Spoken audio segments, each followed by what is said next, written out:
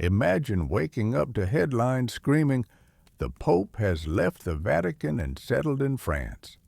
Scandal? Shock? The political crisis of the century? YouTube live streams dissecting the color of the new papal villa's slippers near Avignon? Stop. This already happened, and it lasted for 70 years. In France, with real popes, with scandals, intrigues, financial schemes, and political schisms. It wasn't just a relocation. It was the Church's own Da Vinci Code, complete with seals, secret bulls, and silent poisonings in papal palaces. Subscribe if you enjoy slow-burning, deep historical investigations. And tell us in the comments, where are you listening from, and what time is it over there? We're truly curious how many corners of the world we've reached. How much are the keys of heaven really worth? And who has truly held them in their hand? This is the story of how the popes became kings, how they built their own state through myth, bribery, and coronations, and how they lost it all, becoming strangers in their own sacred city. Every empire has its origin myth. Rome had Romulus and Remus, America, its Boston Tea and declarations. The Vatican, a fisherman from Galilee named Peter. According to the Gospel of Matthew, Jesus gave him the keys to the kingdom of heaven. "You are Peter, and on this rock I will build my church." A simple wordplay, Peter, Petros, and rock, Petra, would become the bedrock of one of history's most powerful institutions. But symbols and promises don't build empires. Documents do. And here begins the real detective story. In the 8th century, long after the fall of the Western Roman Empire, a document appeared called the Donation of Constantine, Donatio Constantini. It claimed that Emperor Constantine the Great had transferred authority over Rome, Italy, and the entire Western Empire to the Pope.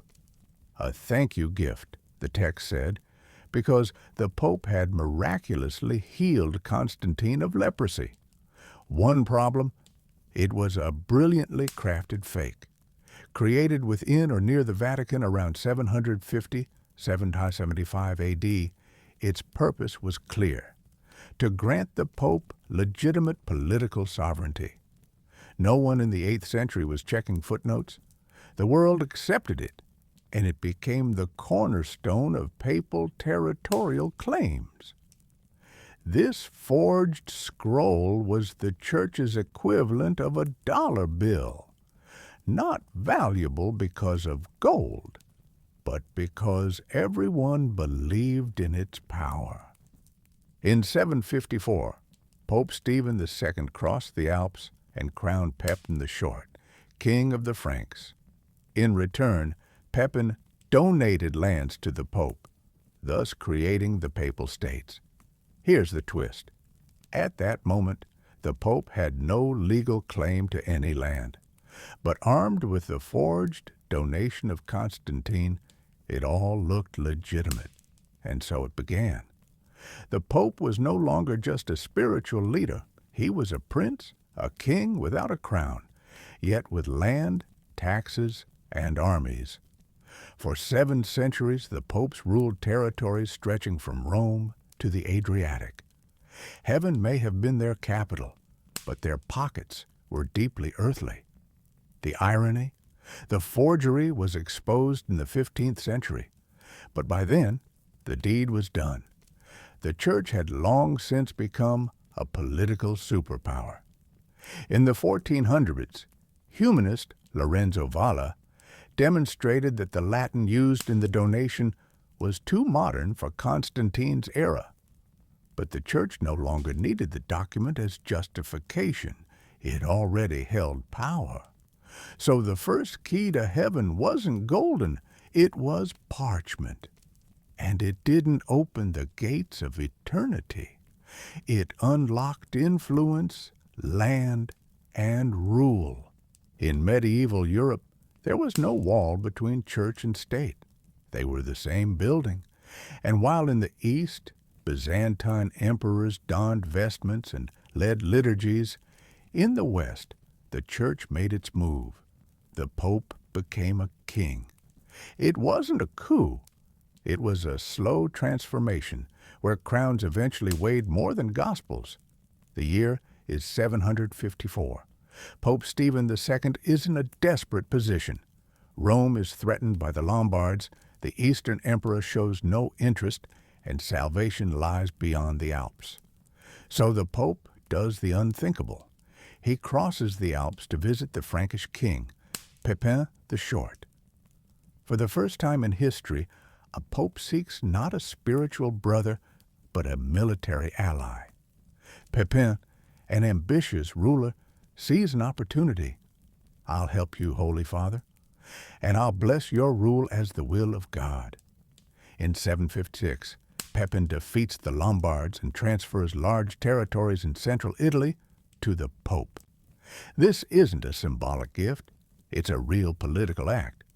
Thus, the Papal States are born, not as a spiritual body, but as a feudal power. Now comes the magic. All of this appears divinely legitimate, thanks to the forged donation of Constantine. In a world where few could read, a sealed parchment worked wonders. This alliance bore another fruit. In the year 800, Pope Leo III crowned Charlemagne as Emperor of the Holy Roman Empire. Remember, the original Roman Empire had been dead for 300 years. But if the Pope places a crown on someone's head, the empire lives again. The Holy Roman Empire was, as Voltaire would later say, neither holy nor Roman nor an empire. But the symbolism was irresistible. With that gesture, the Pope declared, "I am the one who grants power. I do not bow to emperors. Emperors answer to me." This was the beginning of a long, tangled game of thrones between popes and the secular rulers of Europe. Over the next centuries, the Papal States operated like any other feudal domain. They collected taxes, waged wars, punished and pardoned, accumulated wealth. The Pope anointed kings and challenged them. In his hands were the keys to heaven and the sword of fiscal power. It was diplomacy in robes, control through indulgences, pressure via excommunications. The Pope was no longer merely Christ's vicar. He was a player on Europe's chessboard. And as time went on, that board increasingly resembled a battlefield. In a medieval world where most people couldn't read or write, controlling belief mattered just as much as controlling land. What is a state without loyal subjects? What is a church without faithful followers? Once the Pope became a territorial ruler, a new challenge emerged. Preserve ideological unity. But how do you fight enemies who carry no swords, only ideas? People who seek not power, but simply think differently? This was the dawn of spiritual policing, the Inquisition. In the Middle Ages, the word heretic didn't mean philosopher. It meant threat to order. Albigensians, Waldensians, Cathars, hundreds of movements sought to interpret the gospel literally, rejected church luxury, and opposed indulgences. The papacy responded with crusades against its own flock. In 1209, the Albigensian Crusade swept into southern France. When asked how to distinguish heretics from true Christians, the papal legate reportedly said, "Kill them all. God will know his own." This was no longer spiritual debate. This was ideological cleansing. Rather than launch endless crusades, the Pope created a system of interrogation and punishment that operated across Europe. Its name, the Inquisition, the Inquiry. Inquisitor priests held power to judge. Confessions were extracted under torture. Testimonies were anonymous. Punishments were public. The goal wasn't always execution. More often, it was public humiliation and psychological destruction. Sackcloth parades, self-flagellation, burn-ins in the square. These were performances of power. The Inquisition wasn't just a tool of repression, it was a stage for authority. Each declaration of heresy was a press release, each execution a manifesto. Think correctly or burn. The papal state could not afford pluralism. All alternative beliefs were heresy. All doubt was dangerous. The Inquisition didn't just punish, it shaped minds. It governed not people, but their imagination. What emerged was a moral surveillance state, where faith was not freedom, but a structured duty.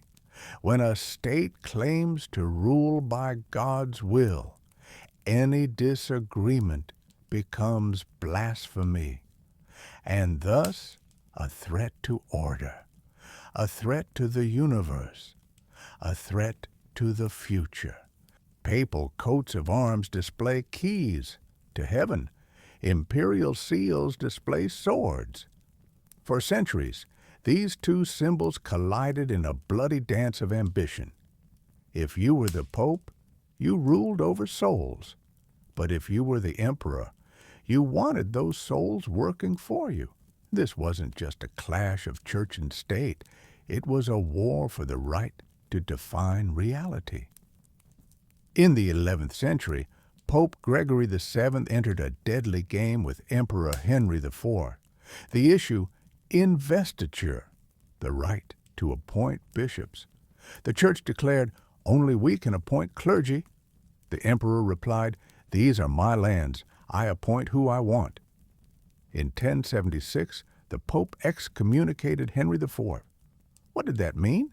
Henry was no longer legitimate. His vassals could betray him. His people could scorn him. In retaliation, Henry summoned a council and deposed the Pope. Both men cursed each other. And then came the most famous scene. In 1077, Henry IV stood barefoot in the snow outside the fortress of Canossa. He waited for the Pope's forgiveness. 3 days, in the cold. Historians still debate. Was it sincere penance or political theater? One fact remains. The Pope was stronger, at least for the moment. That scene became a symbol of church triumphing over empire, but also of mutual blackmail. Because soon after being forgiven, Henry raised an army and marched on Rome. In the centuries that followed, popes repeatedly denounced emperors as heretics, and emperors in turn exiled or imprisoned popes. It was a geopolitical chessboard where both sides had their tools.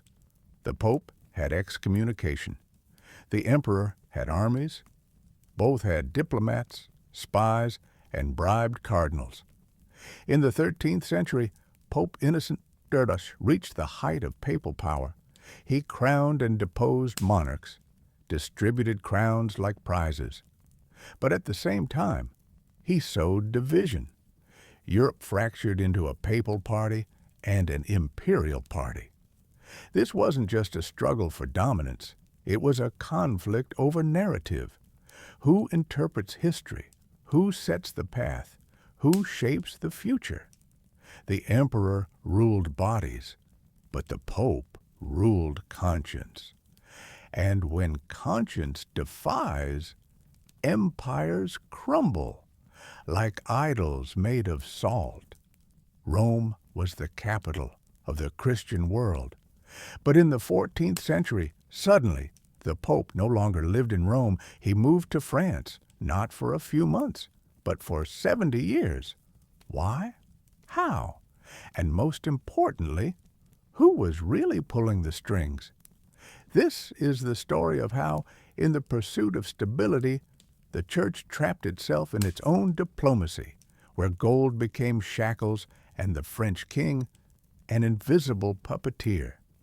In 1305, a new pope was elected, Clement V. There was one small detail. He wasn't Italian, he was French, and he had no desire to move to chaotic Rome. Italy was fractured, torn by rebellions and threats from the Ghibellines. So Clement stayed in France. In 1309, he settled in Avignon, a city technically independent but entirely under French influence. Officially, this was temporary. In reality, it was permanent.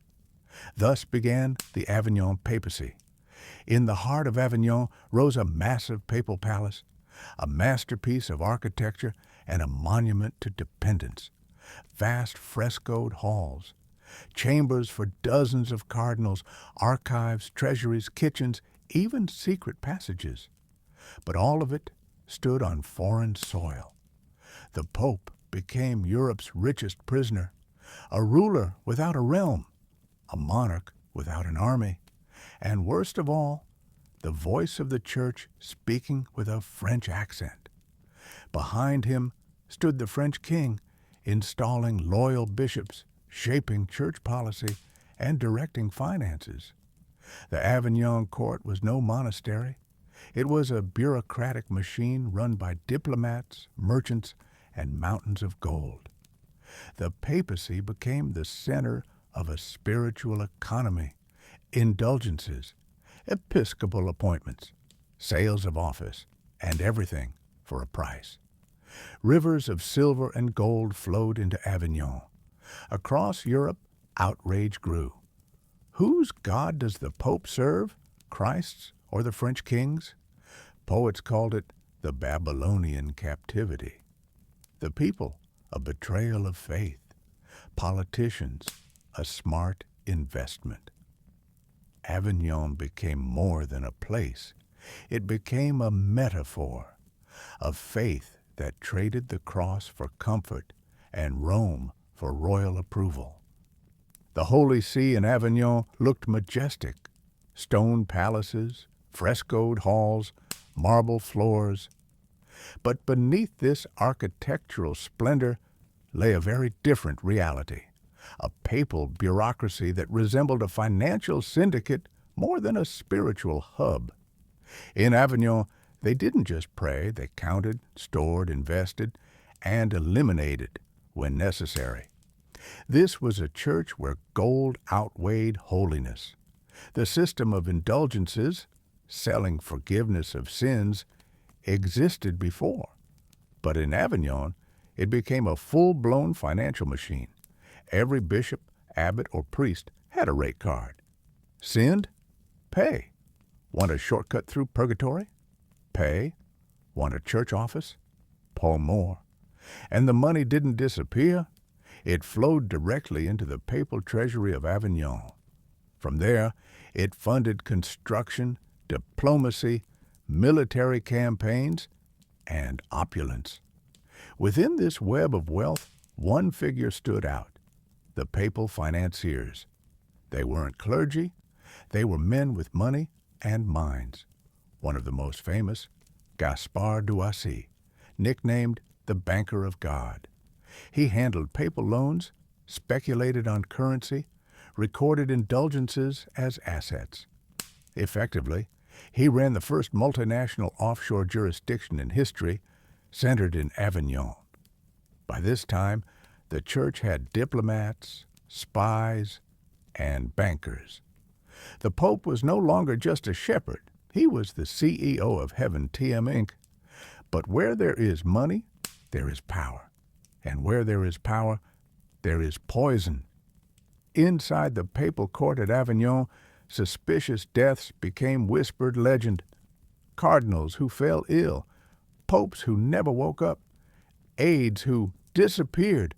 No trials, no investigations, just silence in the corridors. And no one wanted to know the truth, because truth in those halls could get you killed.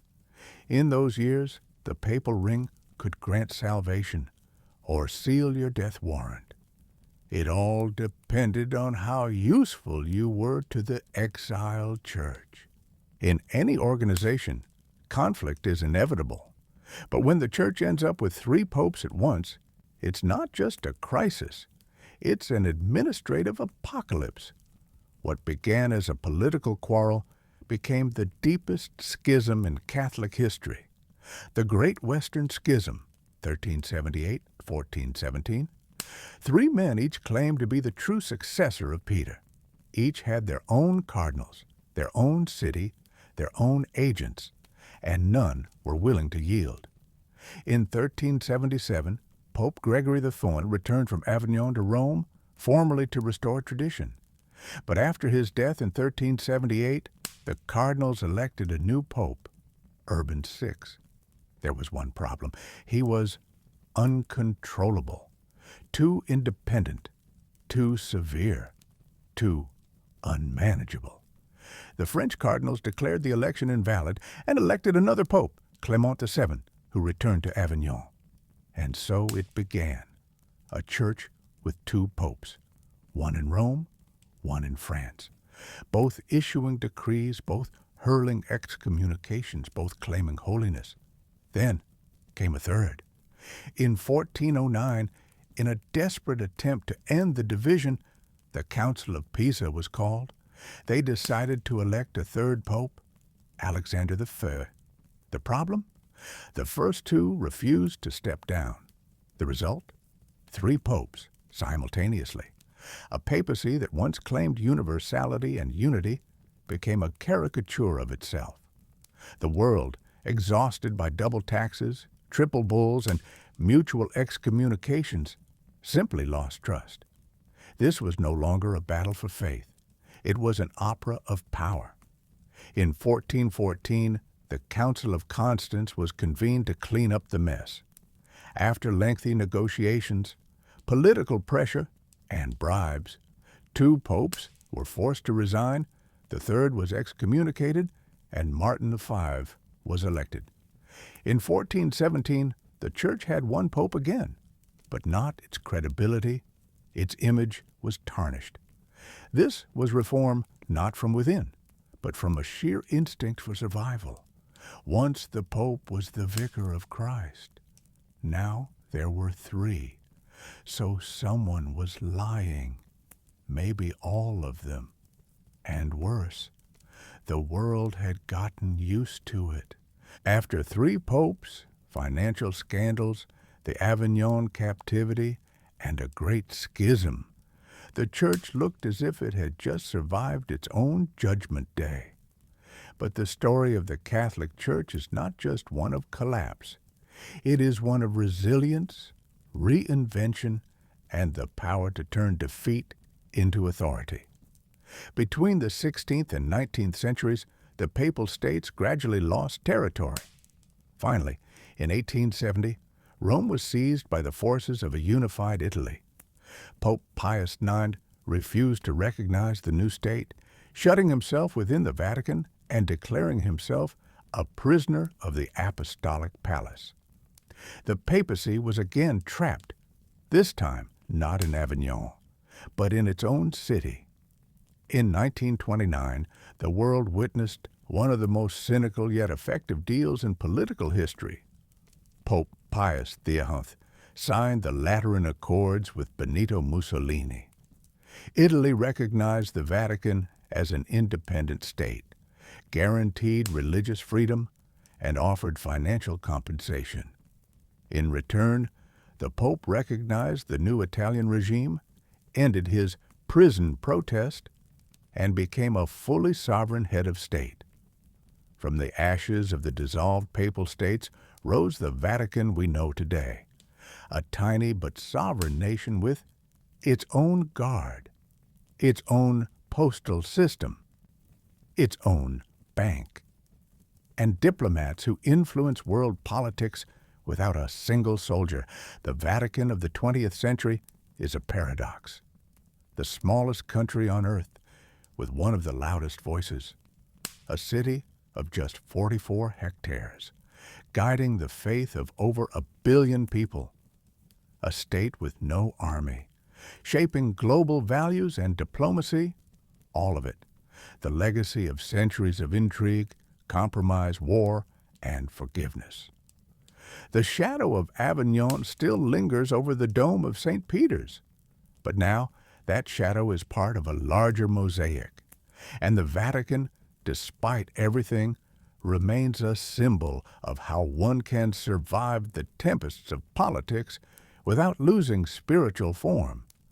The papacy was born from a forged letter, strengthened by poison, collapsed 3 times, and in the end became a nation with its own passport.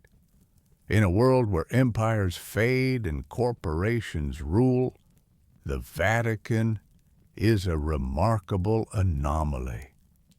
Perhaps the oldest political startup in history. If you made it to the end, you're a legend. This was a journey through centuries of intrigue, power, sanctity, and scandal. From the first maps of authority to the golden cage of Avignon, from poison to passports of the Vatican, and all of it, not fiction, but a documentary drama written by history itself. Subscribe to our channel if you enjoy this kind of storytelling. Deep, slow-burning, ironic, and rooted in facts. And don't forget to comment where you're listening from and what time it is for you. We're genuinely curious how far this story travels. Now, a question for you. Which story should we explore next? Perhaps the Spanish Inquisition? Or the Knights Templar and their mysterious treasure? Maybe the fall of Byzantium through the eyes of the conspirators? Drop your thoughts in the comments, and remember, history isn't what happened. It's what we choose to remember. See you next time.